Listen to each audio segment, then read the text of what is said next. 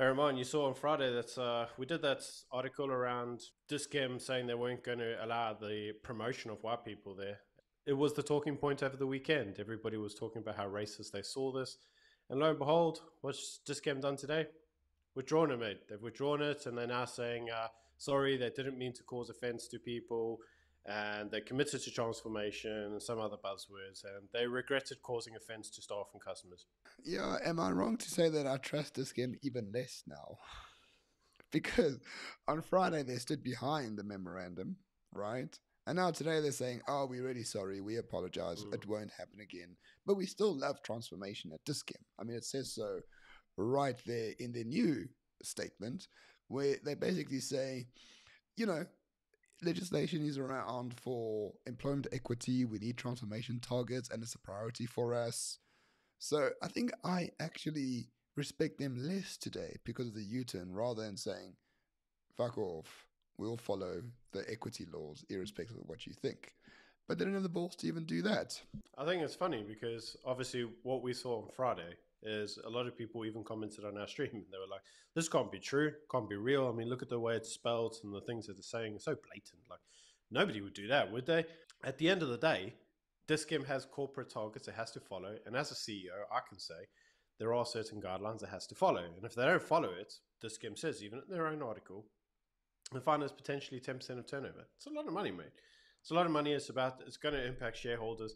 And so he wrote the moratorium, which basically says, like, we're not going to hire any white people, not because he wanted to, but he's just like, these are the rules I have to follow. Like, who cares?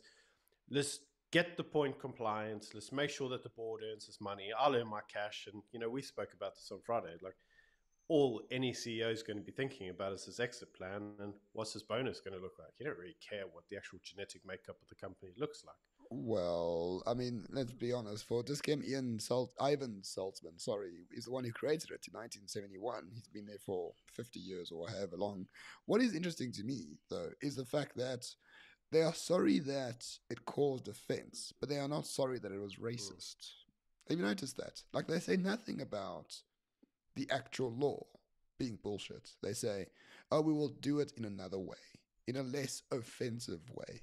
So what has actually been gained by this? Not much to my mind. Well, nothing. But what it does show South Africans is that at the end of the day, don't think that your protests and your ability to stand up and tell people to basically do one, don't think that it's lost. It does have a consequence. It is worthwhile, and it has had a impact in this instance. The unemployment rate's near 50%. The South African population of whites, which includes elders, it includes retired people, babies, we're like 4% of the population, mate. So if we assume that every white person in this entire country were employed, which they're not for obvious reasons, but let's just assume they were.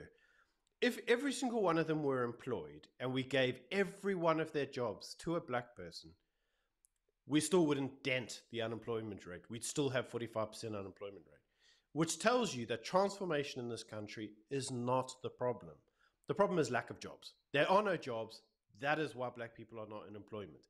If the government really gave a damn about people, they'd be less inclined to be going around with bullshit racist kind of targets around giving black people, white people's jobs. And they'd be more inclined to kind of think of ways to actually create jobs for everybody, an inclusive economy.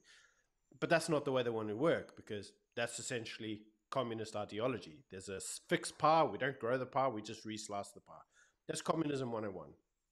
The second point to raise, just because DisChem have dropped their racist policy, just because they suddenly like, okay, we see the light and we're not going to be the villains. Everybody's response to our videos should still be their response today, which is support your local family-run pharmacy. Corporates are not your friends.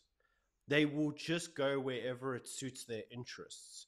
Today, it suits their interest to drop this as a policy because of the public backlash. Tomorrow, maybe it suits their interest to bring it back. So don't change your kind of approach. Still support your local pharmacy. It's the best approach. And before I respond in full, here is a word from our sponsor, Tagmach.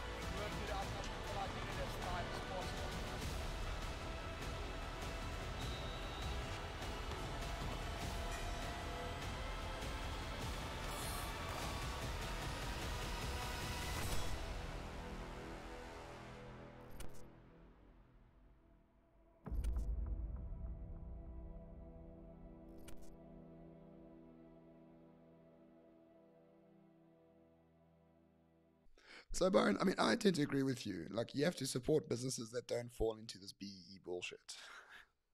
Because that's all that's keeping South Africa alive at the moment.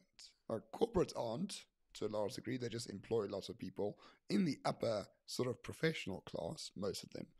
But your local mom and pop shop, your local, uh, service provider who doesn't have to do anything with BEE because they failed to reach that target of 50 employees or turnover, whatever the case might be, those are the real engines of an economy.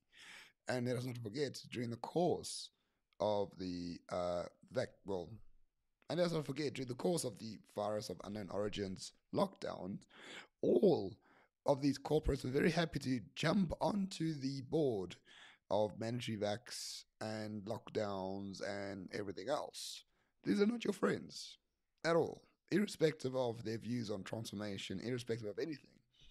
If they are happy to go along with a government that hates them, they're not your friends. I don't know how hard. That is not too difficult to understand, I'm sure.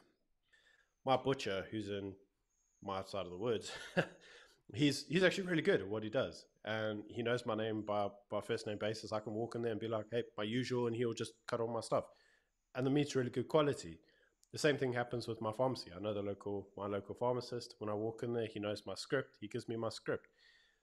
Those companies are much better for people's general well-beings. People need to be able to connect with others. You need to be able to know your neighbors. You also need to be able to know the people that are supplying you.